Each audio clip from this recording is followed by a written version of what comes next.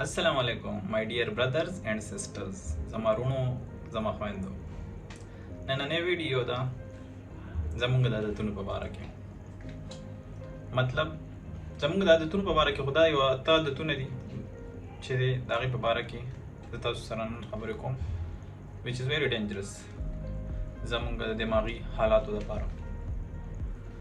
Now 8 habits that are damaging your brain, our brains, your brain. لکه څه خلکو کې چې کوم خلکو کې دا عادتونه دي. نو لومړنی هیبټس چې دی هغه دی staying in the dark too much.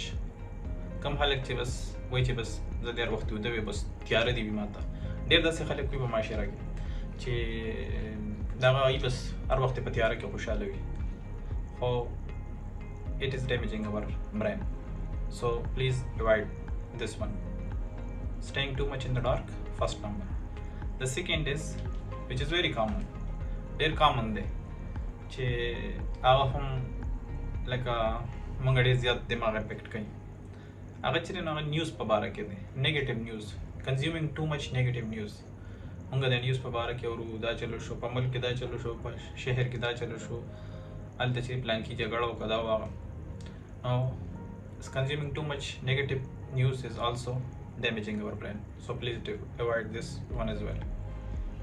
And the third one is about this headphone چې headphone سو کې استعمال لای او ډېر زیات وهای والی هم باندې نو دا هم دماغ ډیمیج کوي نو پلیز دا چې نو د دې خیال ساتئ چې کله هم headphone یوز کوئ نو والیوم لږ کنټرول کې ساتئ. So this is the third. The fourth number is social isolation.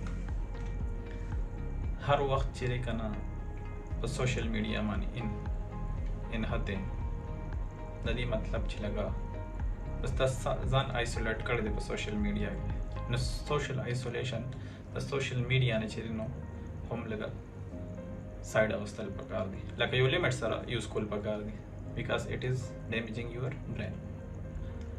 And the fifth is too much screen time.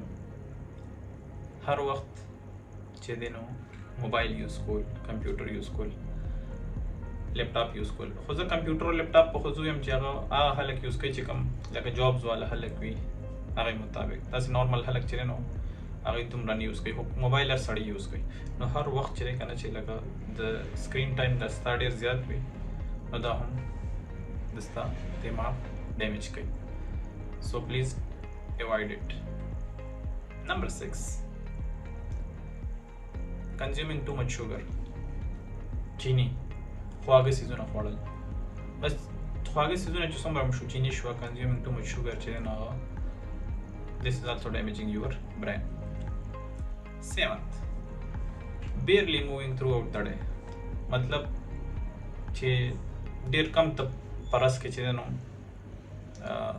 لکه خپل مووینګ کې د ځای نه پاسې بل خواځې فار ایگزامپل زه به درته ووایم چې یو انسان 9 غنټې ډیوټي کوي او 9 غنټې چې مکمل په خپل ځای باندې ناست دی اټس ناٹ ګډ پکار دی چې داسې 40-45 منټ پس غنټه پس چې هغه پنځه شپږ منټو 10 منټو لپاسې او لغونتې مووینګ وکړي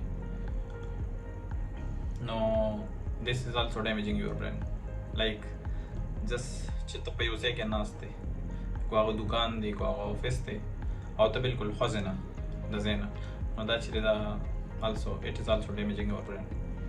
And the last دا هم په ډېرو خلکو کې دا عادت دی poor sleeping habits چې د چا د خوب صحیح روټین نه وي او صحیح طریقې سره دا خوب نه پوره کېږي نو it is also very dangerous for the mind like for your brain it is damaging your brain. نو دا خو چیرې دا خو ما د نت نه کتلیو زما خو لکه دا ده چې it is like acceptable دی لکه خپله پې سوچو کې دا عادتونه چې دي نو دا عادتونه سړی خرابوي لکه په دې کې ستا عادتونه دي چې هغه په ما کې خو ما کنټرول کړي دي خپل عادتونه او اوس هم داسې څه شته چې لکه هغه کامن دي لکه هغه وي په انسان کې نو دغه عادتونه دي نو کو تاسو کې هم داسې څه عادتونه وي د دې نه علاوه یا ایون دې سره ریلیټډ. نو تاسو په کمنټ سیکشن کې چې نو خپل عادتونه ولیکئ چې تاسو کې څه عادتونه دي. زه به کوشش کوم انشاءالله تعالی چې زه زمانه څومره کېږي زما څومره نالج خپل نالج مطابق زه څومره هیلپ شیر کولی شم تاسو سره. نو انشاءالله تعالی زه به کوشش کوم د هغې په باره کې چې تاسو سره د هغې شیر کړم او تاسو هغه خپل عادتونه چې دی نو هغه خراب عادتونه د ځان نه وباسئ. الله حافظ.